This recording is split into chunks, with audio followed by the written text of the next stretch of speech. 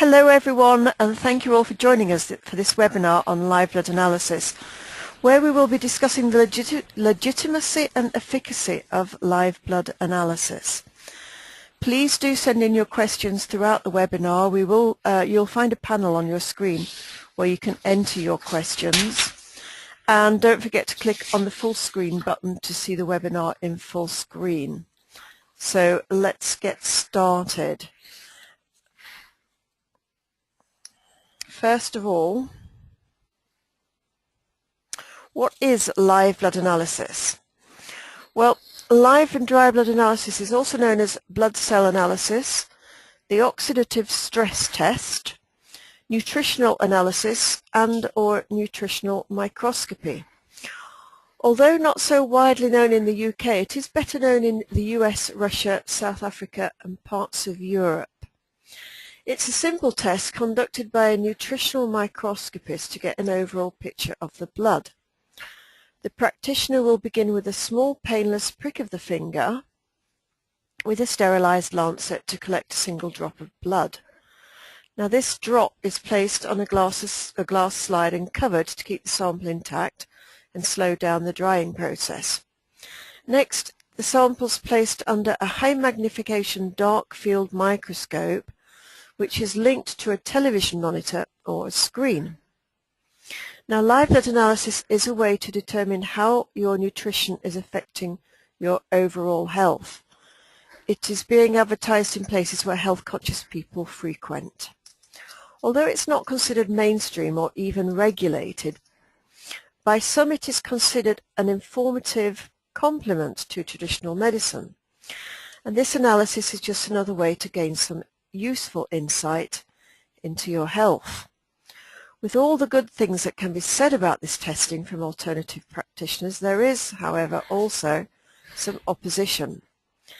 This negativity in the US seems to stem from the findings of the Department of Health and Human Resources Office of Inspector General and a law that was passed by Congress in 1988 called the Clinical Laboratory Improvement Amendments.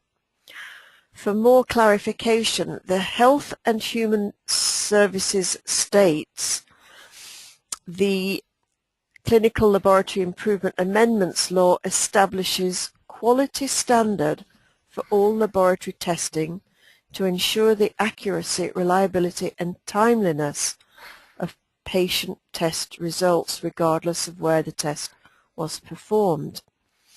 The live blood cell analysis was never able to meet these requirements. Basically, the Department of Health and Human Resources feels that the test may be open to too much interpretation. And also, it did not meet personnel requirements because it can be administered by nutritionists, herbologists, naturopaths and chiropractors. Therefore, it was ultimately considered an unregulated and unreliable test, and where the US goes, the UK usually follows. In my experience, most of the opposition to live blood analysis is from sources that know very little about it. For example, even Wikipedia, which we tend to use for all of our definitions in this day and age, defines live blood analysis mistakenly as a diagnostic procedure. As you can see, Wikipedia says that live blood analysis claims the ability to diagnose disease from blood examined using dark field microscopy. It says that live blood analysis, hemiview or nutritional blood analysis, is the use of high-resolution dark field microscopy to observe live blood cells. Live blood analysis is promoted by some alternative medicine practitioners who assert that it can diagnose a range of diseases. It then goes on to define that there is no scientific evidence that live blood analysis is reliable or effective, and it has been described as a fraudulent means of convincing patients that they are ill and should purchase dietary supplements. Now, live blood analysis is actually not a diagnostic tool and is not used for diagnosis. There is plenty of scientific evidence that live blood analysis is reliable and effective, and live blood analysis is mainly concerned with changing diet and lifestyle rather than selling dietary supplements. Now today we will be asking Dr. Ocker for the answers to some of these questions. We have Dr. Ocker here live in this webinar. Dr. Ocker is a registered homeopathic doctor who has established himself as a leader in live and dry blood analysis. Over his years in practice, he has seen the power of live blood analysis in identifying health challenges accurately and motivating patients to make positive changes in their lifestyle and diet. Dr. Ocker has over 14 years experience in his live blood analysis clinical practice, as well as training many practitioners worldwide in this fascinating technique. Dr. Ocker is considered one of the leading authorities in the field of live blood analysis. Hello, Dr. Ocker. Could you please answer some of the submitted questions this evening regarding live blood analysis? Hi, good evening and welcome everybody. Yes, of course, I'll be glad to answer some questions. Thank you very much. Now our first question is live blood analysis used for diagnosis of disease? All right, well, this is perhaps one of the main reasons why live blood analysis is generally not accepted by conventional medicine. And this is the fact that it is expected to work as a diagnostic tool. As you pointed out, the Department of Health and Human Resources in the USA found that live blood analysis is not reliable, but they were assessing its reliability as a diagnostic test. Any practitioner that has received proper training in live blood analysis knows that this technique is not used to diagnose medical diseases. Its value doesn't lie in its ability to detect some medical disease from a drop of blood, but rather to evaluate the state of the body's internal environment, or what we refer to as the terrain. By assessing the condition of the terrain, we are able to detect imbalances that may precede the development of a specific condition. And in cases where a medical condition already exists, these imbalances play a major role in the quality of life that the person experiences. Good, thank you for that. Now the next question is, what is the scientific evidence for live blood analysis? And also, what is the history of live blood analysis? Where did it all start and why? Okay. Well, the first thing I should mention here is that there is a fair degree of overlap between live blood analysis and standard hematology. We are looking at blood after all, so we do see the same morphologies that can be seen in peripheral blood smears. Signs like acanthocytes, podocytes, leukocytosis, keratocytes, hypersegmented neutrophils, etc., all described in hematology and have been subjected to years of scientific research. However, because we are looking at live blood that has not been altered in any way, there are a whole host of other signs that may be detected and have been connected to specific nutritional imbalances, dietary and lifestyle factors through years of clinical work. One of the first pioneers in live blood analysis was Professor Marcel Bessy, a French hematologist who lectured at the University of Paris in the 1960s and 70s. Now, he wrote a number of books describing the value of evaluating blood in a living, unchanged and non-stained state. He believes that all hematology labs should change from analyzing stained blood samples to live samples, mainly because with live samples you are able to observe the dynamic life processes at the cellular level unfold in real time. You can capture events and sequences that are impossible to see in static, dead, stained slides. Now, since Professor Bessy, there has been other researchers that have continued to connect the dots between what is seen in the blood and the client's state of health, and ultimately to the interventions that are consistently successful in correcting a specific anomaly. Thanks to the work of these researchers, we now understand the physiological basis of most live blood anomalies. In other words, we know the underlying processes that lead to the development of a particular anomaly in the blood. For example, in live blood analysis, We always treated the presence of fibrin as a liver stress indicator.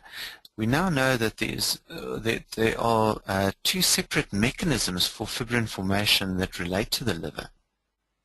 Firstly, fibrin is formed from fibrinogen, one of the acute phase proteins, which is produced by the liver in response to inflammation. And secondly, heparin, this is an anticoagulant factor, is degraded in liver diseases. And they found that even a moderate deficiency in serum heparin levels may accelerate fibrin production. Then there was also Professor Günther Enderlein, a German bacteriologist from the early 20th century, who developed a theory called pleomorphism. Some live blood analysis courses only teach blood analysis from a pleomorphic perspective, and this is another cause for controversy because pleomorphism is not accepted by conventional medicine. The research into the validity of pleomorphism has been relatively inconclusive, so we don't really spend a lot of time on the pleomorphic perspective of the various blood anomalies in the course. The focus is more on nutrition and diet and lifestyle.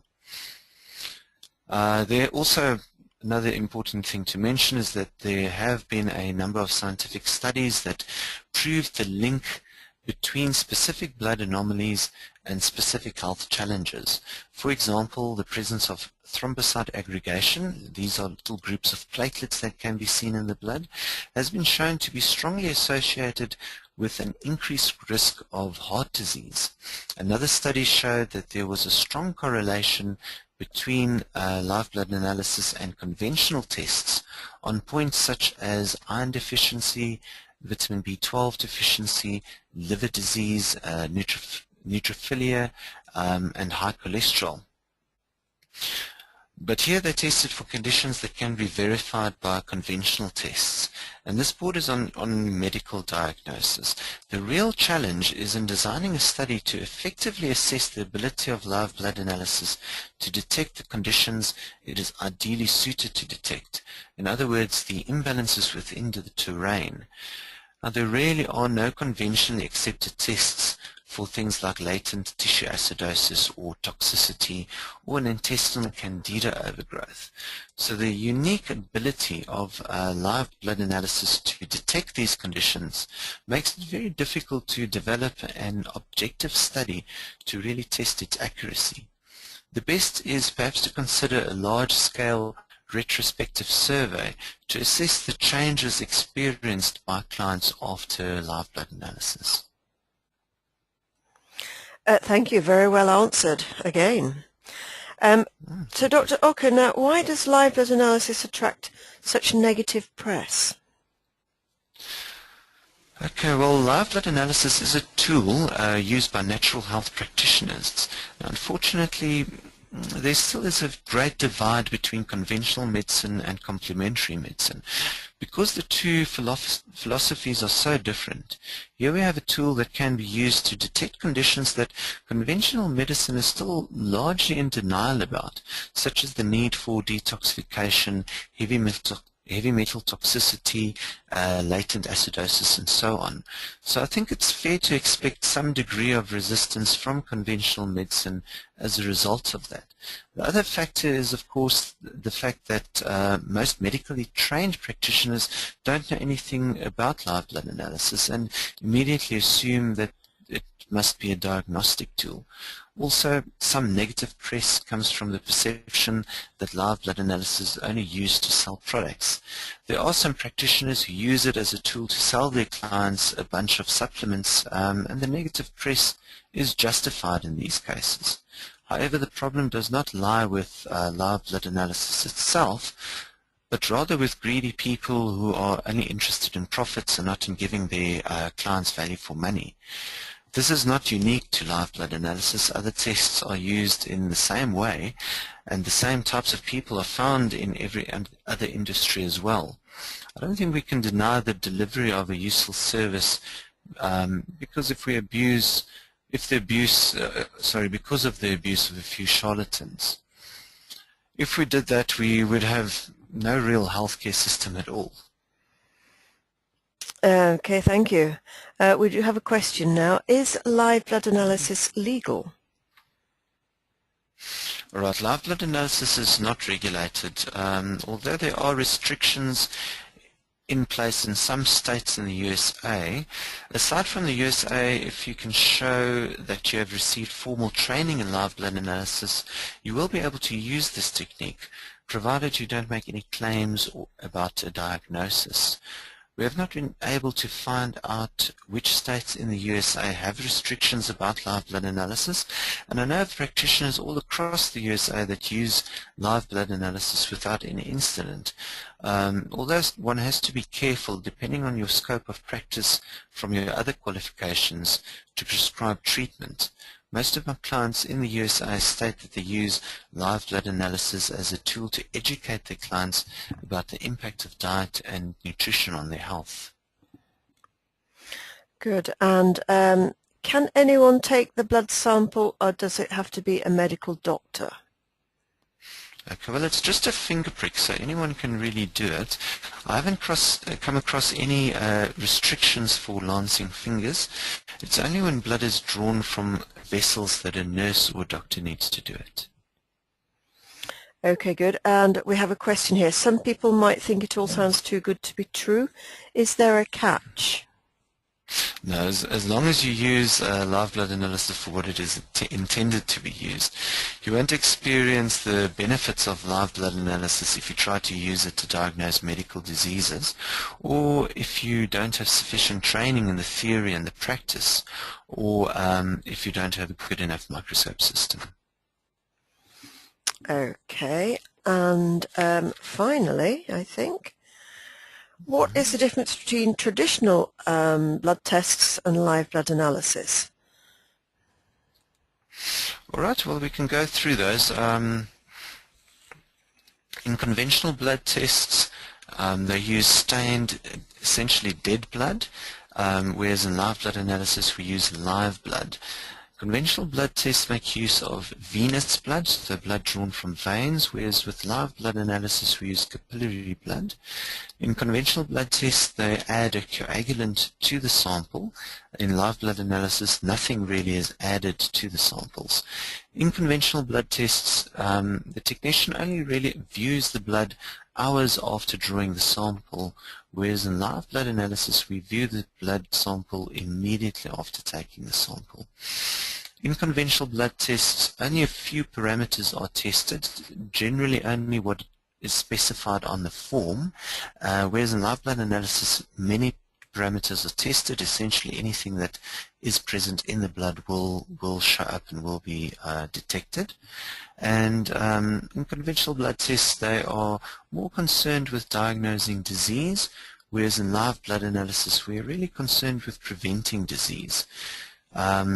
Also with conventional blood tests the client only really see the blood test results on a report, and in live blood analysis it's more of an interactive process where the client actually sees their blood, and that really plays a big role in the strength of blood analysis as well. Thank you very much for that. We don't seem to have any more questions for the moment, so I'd just like to say thank you so very much for clearing up a lot of misinformation and answering our questions very clearly and precisely. Are there any more questions? We don't seem to have any at the moment. If you do have any questions, please send them to us at info@livebloodlondon.com, and we'll be very pleased to answer them. Also, please visit our website for more information on live blood analysis, which is www.livebloodonline.com. Now, if you're interested in taking one of our training courses, again, please email us for our information pack at info@livebloodlondon.com. And thank you very much for joining us. We hope you will join us again in the near future. We will be covering more topics about live blood analysis, so do also let us know if you want to be in our mailing list. So thank you very, very much for that, Dr. Ocker, and we look forward to speaking to you again in the future. Thank you very much. Looking forward to it. Thank you. And goodbye from Live Blood Online, and goodbye from Dr. Ocker. Goodbye. Keep well. Thank you. Thanks. Bye.